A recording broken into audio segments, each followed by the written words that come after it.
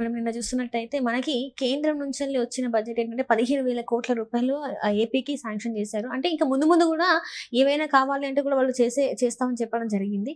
దీంతోని ఏపీకి అనేక కంపెనీలు అంటే దాదాపు 3,000 కంపెనీలు పైన రాబోతున్నాయని చెప్పేసైతే మరి వార్తలొస్తున్నాయి. ఇందులో ఎంతవరకు వాస్తవం ఉందంటారు మరి? ఆల్రెడీ మనం మాట్లాడుకున్నామండి. 400 కంపెనీలు అంటే వాళ్ళ ప్రతినిధులు రెడీగా ఉన్నారు చంద్రబాబు నాయుడు గారిని కలవటానికి అని. సో నిన్న పరిస్థితి చూస్తే అంటే ఒక ఉత్సాహం అందరిలో వచ్చింది. ఆంధ్రప్రదేశ్ వైపే అందరి చూపు ఇప్పుడు. రైట్. అసలు ఎవరు ఊహించని విధంగా బడ్జెట్లో మనకు కేటాయించడం అనేది ఏ రాష్ట్రానికి జరగలేదు.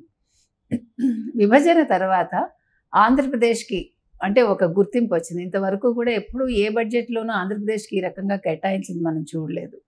ఈసారి ఒక ప్రత్యేకత ఆంధ్రప్రదేశ్కి. అది చంద్రబాబు నాయుడు గారి చలవ కావచ్చు, ఇంకొక రకంగా అంటే కేంద్రం కూడా గుర్తించింది, ఆంధ్రప్రదేశ్ పరిస్థితిని గుర్తించింది, వాళ్ళ అవసరాన్ని గుర్తించింది ఆంధ్రప్రదేశ్ తోటి. ఇవన్నీ కూడా కలిపి నిన్న ఒక చక్కటి బడ్జెట్ అయితే మనకి వచ్చింది. బడ్జెట్లో మనకి అడుగడుగున మనకు కావాల్సినవన్నీ వాళ్ళు శాంక్షన్ చేయటం జరిగింది. మీరు చూస్తే కనుకైతే రాయలసీమ, ప్రకాశం, ఉత్తరాంధ్ర వెనకబడిన ప్రాంతాలు ఏవైతే ఉన్నాయో వాటికి ప్రత్యేకంగా నిధులు ఇచ్చారు. పారిశ్రామిక కారిడార్లు డెవలప్ చేస్తామన్నారు. తర్వాత రైల్వే జోన్స్ ఏవైతే ఉన్నాయో అవన్నీ మారుతాయి మనకి. ఒక్కొక్కటి అంటే మీకు ఇన్ఫ్రాస్ట్రక్చర్కి సంబంధించి ఏం కావాలో అన్నీ జరుగుతాయి. హైవేల డెవలప్మెంట్ అన్నారు, రోడ్లు మరమ్మతులు అన్నారు, ఇలా ప్రతి ఒక్కటి. ఆ తర్వాత మీరు చెప్పిన 1,500 కోట్లు అమరావతి అభివృద్ధికి అన్నారు. సో అంటే ఇక్కడ మనం తీసుకోవాల్సింది ఏంటంటేనండి, నిన్నటి వరకు అంటే 2019 నుంచి 2024 వరకు అసలు ఆంధ్రప్రదేశ్కి రాజధాని ఏది ఒక పెద్ద క్వశ్చన్ మార్క్. ఎవరికీ తెలియదు. ఒకసారి అమరావతి అంటారు, ఒకసారి విశాఖపట్నం అంటారు, 3 రాజధానులు అంటారు, తర్వాత ఎగ్జిక్యూటివ్ రాజధాని వైజాగ్ అంటారు. మనం ఇన్ని చూసాం. కానీ మనకి నిన్నటితోటి ఒక స్పష్టత వచ్చింది. పూర్తిగా అమరావతి ఆంధ్రప్రదేశ్కి రాజధాని. అమరావతి డెవలప్మెంట్ జరుగుతుంది. ఆల్రెడీ మొదలుపెట్టిన దాన్ని చంద్రబాబు నాయుడు గారు పూర్తి చేస్తారు.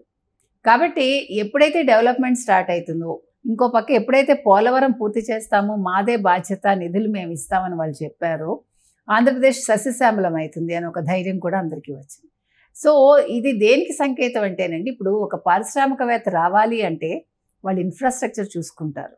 వాళ్ళు రాష్ట్రం ఏ రకంగా అభివృద్ధిలో ఉంది, వెనకబడి ఉందా, నిధులు ఉన్నాయా లేదా, నీళ్లు ఉన్నాయా లేదా, ఇవన్నీ చూసుకుంటారు కదా. సో ఇప్పుడు ఎప్పుడైతే కేంద్రం భరోసా ఇచ్చిందో, ఓకే ఈ రాష్ట్రానికి కేంద్రం యొక్క ఒక ప్రత్యేక దృష్టి ఉంది, మనకి ఇక్కడ ఏమైనా జరుగుతుంది అంటే, మనం పరిశ్రమలు పెట్టామంటే మనకి అన్ని రకాలుగా సింగిల్ విండో విధానం ద్వారా కావచ్చు, తర్వాత రాయితీలు ఇవ్వడంలో కావచ్చు, అనుమతులు రావడంలో కావచ్చు, ఏ రకంగానూ మనకి ఇబ్బంది ఉండదు అని ఈరోజు కంపెనీలన్నీ ఆలోచిస్తాయి. ఎందుకంటే మనం చూసాం నాస్కామ్ది, కర్ణాటక వాళ్ళు ఏం పెట్టారు. సో ఇమీడియట్గా లోకేష్ గారు దృష్టి పెట్టి ఒక ట్వీట్ చేయటం అనేది, అంటే ఎంత ఫాస్ట్గా మనం రెస్పాండ్ అయ్యాం. Right. That is what required. ఇప్పుడు మామూలుగానే చాలా ఫాస్ట్గా ఉండాలి మనిషి, ముఖ్యంగా మంత్రులు కావచ్చు, ఎవరైనా సరే మనం అందిపుచ్చుకోవాలి. ఏదైనా కూడా ఇట్లా అవకాశం అక్కడ ఉంది అనగానే మనం పరిగెట్టాలి. అది ఈరోజు లోకేష్ చేశారు, వాళ్ళ నాన్నగారు లాగానే, అంటే చంద్రబాబు నాయుడు గారు లాగానే. సో ఒక యంగ్ మినిస్టర్ ఇప్పుడు అంటే యువత బుర్ర ఎంత ఫాస్ట్గా ఉంటుంది, పాదరసంలాగా ఎలా పనిచేస్తుంది, వాళ్ళు ఎట్లా నిర్ణయాలు తీసుకుంటారు అన్నదానికి ఇది ఒక తార్కాణం మనకి. సో ఇవన్నీ చూశాక ప్రతి ఒక్కళ్ళు చూస్తారు కదండి. ఇప్పుడు కంపెనీలు ఎట్లా ఉంటాయి అంటే, మనం ఎక్కడికి వెళ్ళాలి. ఇప్పుడు ఈరోజు భారతదేశం అన్ని విధాలుగా కూడా ముందంజలో ఉంది. అమెరికానే భారతదేశాన్ని చూస్తోంది కదా, అంటే మనతోటి స్నేహ సంబంధాల విషయంలో. ప్లస్ మన యువత అక్కడికి వెళ్ళి అక్కడ కూడా వాళ్ళ ఉనికిని చాటుకున్నారు. వాళ్ళు ఈరోజు ఇంచుమించు 1.24 ఉన్నారు పర్సంటేజ్లో మన వాళ్ళు, తెలుగు వాళ్ళు అమెరికాలో. సో అమెరికాలో మనం వ్యాపార పరంగా బాగున్నాము, తర్వాత చదువు పరంగా బాగున్నాము, ఈవెన్ అక్కడ అందరితో కలవటంలో అన్ని విషయాల్లో కూడా భారతీయులు ఎస్పెషల్లీ తెలుగు వాళ్ళు చాలా బాగున్నారు. తర్వాత ఫాస్టెస్ట్ గ్రోయింగ్ లాంగ్వేజ్ కూడా అక్కడ 4వది, అంటే అక్కడ మాట్లాడే వాళ్ళలో 3వది హిందీ, గుజరాతీ, తర్వాత తెలుగు మాట్లాడతారు. కాబట్టి అంటే తెలుగు వాళ్ళు ఏ రకంగా మొత్తం గ్లోబల్గా ఉన్నారు. ఆ గ్లోబల్గా ఉన్న తెలుగు వాళ్ళని చూసాక అక్కడ ఉండే కంపెనీలు ఆంధ్రదేశం మీద ఏ రకంగా దృష్టి పెట్టాయి, ఇవి మనం గమనించుకోవాలి. అంటే మనం ఒక చోటకి వెళ్ళామనుకోండి, ఒక కొత్త ప్లేస్కి వెళ్ళినా కూడా మన ఉనికిని మనం చాటుకోగలగాలి. అంటే మన మేధ అక్కడ ఉపయోగపడాలి. అది అంటే మనకి అప్పుడే కదా గుర్తింపు వస్తుంది. ఓ ఆంధ్రప్రదేశ్ మనం వెళ్ళొచ్చు, ఇక్కడ అందరూ కూడా చాలా ఇంటెలిజెంట్ పీపుల్ ఉన్నారు, ప్లస్ ఇక్కడ అన్ని రకాలుగా సెక్యూర్డ్గా ఉంది. సెక్యూర్డ్గా కూడా ఉండాలి అంటే అల్లర్లు ఉండకుండా, గొడవలు లేకుండా, అంటే అభివృద్ధి పదంలో ఉంటూ అన్ని రకాలుగా కూడా వాళ్ళకి అవకాశం ఉండాలి. ప్లస్ ప్రజలు కూడా చాలా అంటే స్నేహభావంతో ఉంటారు. ఇప్పుడు మీరు ఆంధ్రప్రదేశ్ వెళ్ళారంటే వాళ్ళు ఎవరినైనా ఆదరిస్తారు, irrespective of caste, creed, language, anything. అదొకటి చాలా ముఖ్యం మనకి. మనం వెళ్ళి ఇబ్బందులు ఎదుర్కోకూడదు. అంటే మనమైనా సరే ఇప్పుడు ఒక కొత్త ప్లేస్కి వెళ్ళినప్పుడు మనం ఫస్ట్ చుట్టుపక్కల గమనించుకుంటాం కదండి. ఓకే, ఇక్కడ నేను ఇల్లు ఎక్కడ తీసుకోవాలి ఫస్ట్ మనం ఆలోచిస్తాం. తర్వాత మిగతా వాటికి దగ్గరగా ఉందా సౌకర్యాలు చూసుకుంటాం మనం. తర్వాత స్నేహశీలుగా ఉన్నారా లేదా, చుట్టుపక్కల వాళ్ళు ఎలా ఉన్నారు, ప్రజలు మనతో కలుస్తారా, అంటే అలాంటి ఏరియాలు మనం చూస్ చేసుకుంటాం. అదే రకంగా ఈరోజు ఈ పారిశ్రామికవేత్తలు కూడా they are thinking like that and they are taking decision అనమాట.